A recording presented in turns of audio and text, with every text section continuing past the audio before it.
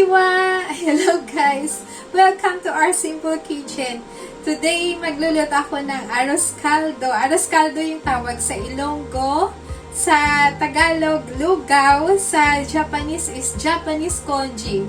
Kasi naisipan ko guys, kasi magluluto ako. So, para may ma-share din ako sa inyo. Kasi luto-luto muna tayo ngayon dahil hindi kayo pwede makagala. And this Japanese Congee ay isang paborito ni Kuya Jap, kaya lulutuan ko siya. So guys, let's start! Now guys, these are our ingredients. Ang main ingredient natin na yung ating rice, 1 cup rice. And then we have the sticky rice, 1/2 cup mamaya ng sticky rice natin. And then we have the chicken na isahog natin mamaya. And then we have the garlic. And then we have the onion. We have egg. I-boil natin mamaya yung ating egg. Our spring onion for garnish mamaya pagkatapos na maluto. And then we have our salt. We have the turmeric guys kasi yung pangkulay natin ay turmeric para healthy din siya. And then we have dried seaweeds. And this is our miso paste. Ito siya guys yung pinagkaiba ng Arroz Caldo. Pag may miso paste na siya ay maging Japanese Congee na siya. And then we have our tofu. Ating rice. Hugasan muna natin siya. And this is our 1/2 cup sticky rice. Hugasan natin siya.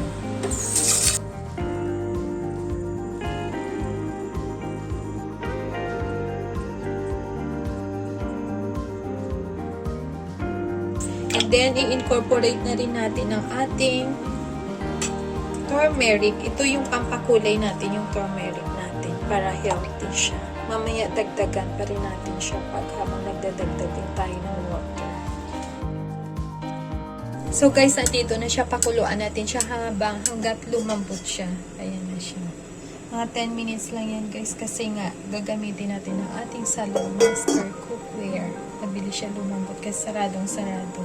And then habang naghintay tayo guys, magsaslice ako ng ating mga ingredients. Now guys, ito na yung ating pinakuluan na rice at saka sticker rice. Mabilis lang siya guys lumambot, basta dahan-dahan lang yung ating tubig.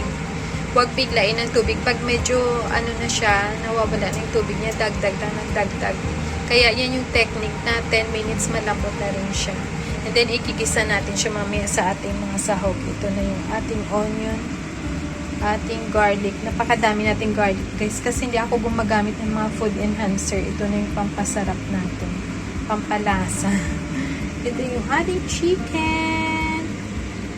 Na-slice natin. Ito yung tofu natin. Ang ganda ng tofu nila dito, guys. Napakalinis. At saka mabango. Luto na rin siya. And then, we have our spring onion.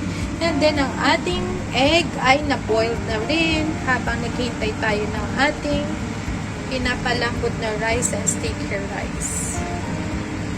And then, guys, dahil medyo malambot na siya, lagyan natin siya ng salt to taste para mamaya konti na lang yung ilagay natin na salt. Hindi tayo mahirapan magtimpla mamaya.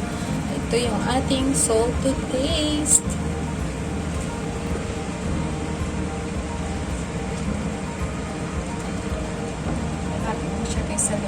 Halo lang ng halo hanggang malambot na siya. Now guys, malambot ng ating rice and ang ating sticky rice na pinalambot natin. Ngayon, magigisa na ako dito sa kabila kasi transfer natin siya dito sa ginisa natin. Naglalagay tayo ngayon ng konting olive oil. Igigisa natin guys yung ating garlic dito. Marami tayong garlic. Ipa-brown natin siya. Golden brown.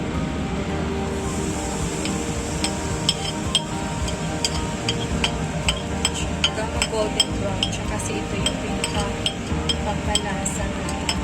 Masarap yung Arroz Caldo or ang lugaw or ang Japanese Congee pag marami siyang garlic. So guys, ito na guys na golden brown ng ating garlic. Kukunin natin yung iba, hatiin natin kasi i-garnish natin mamaya kasama ng ating spring onion. Ang iba naman, igisa natin ngayon. So guys, nahati na natin siya. Ilagay na natin ang ating onion. Kasi magigisa na tayo ng ating chicken at incorporate na natin yung ating pinalambot na rice and sticky rice.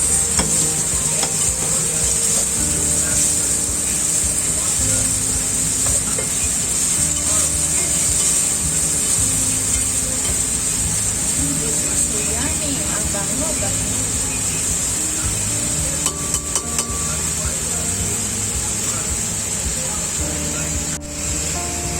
So guys, ito na yung ating onion at ang ating naiwan dito na garlic. Igisa na natin siya sa ating miso paste. Konti lang guys ang ating miso paste ito. Ito yung pinagkaiba ng lugaw natin dyan or ang arroz caldo natin. Dahil ito ngayon sa Japanese congee ay may miso siya. Kaya dati nung kumain kami sa Japanese restaurant, sabi ko, paano kaya ito? Bakit ang sarap ng lasa? Ngayon sabi ko, kaya pala may miso pala sila na nilalagay. Miso paste. Ito pala yung pinagkaiba. Kaya konti na lang din yung salt natin na ilalagay dahil malasa na rin itong miso natin, guys. And then we have our chicken. Ito na yung chicken natin.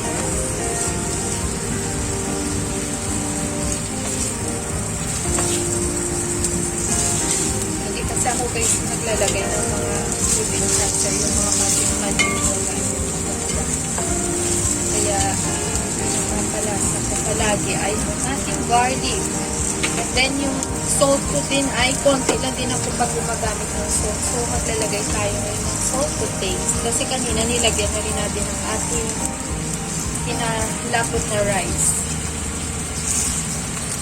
So guys, ito na guys, ilipat na natin dito ang ating pinalapot na rice.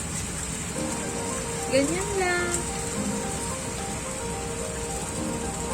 So, ibubuhos ko na lang. Dagdag tayo mamaya guys ng water kasi ano siya, natuyuan siya. Mabilis lang. Pag dito kasi ito yung kabila ko salad master dito guys. Ito yung mga bitbit ko galing sa Philippines na mga lutuan kasi healthy talaga siya. Kahit masunog, parang wala kang guilt dahil alam mo na healthy. Pati yung lutuan ay healthy. So guys, ito na siya guys. Nalipat na natin ngayon lahat ng ating rice and sticky rice. Magdadagdag tayo ng konting tubig kasi natuyuan siya. Hot water pa rin guys yung idagdag natin. Yan na. Our Japanese congee. Our lugaw and our arroz caldo in Iloilo. Sarap. Mamaya lagyan pa natin siya ng egg. Boiled egg sa taas. Guys, takpan muna natin siya for 2 minutes hanggang kumulo siya ulit. Kumulo na siya ulit, ilagay na rin natin ang ating tofu. Pero luto na rin kasi yung tofu natin kasi dito kasi may nabibili na luto na siya at saka malinis talaga siya. So guys, yan na yung tofu din natin, na-incorporate na natin yung tofu natin. Okay. 1 minute, luto na natin. Luto na nga siya. So guys, pwede tayong mag-garnish dito ng ating spring onion. Our garlic na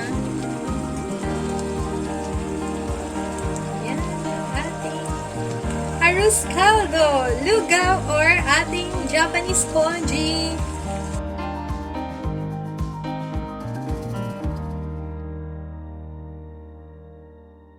At saka may option din guys, pwede kayo gumamit pag gusto nyo na black pepper. That's it! So guys, hope you enjoyed watching our cooking for tonight. So please continue to watch, like, and subscribe our YouTube channel. Thank you for watching guys!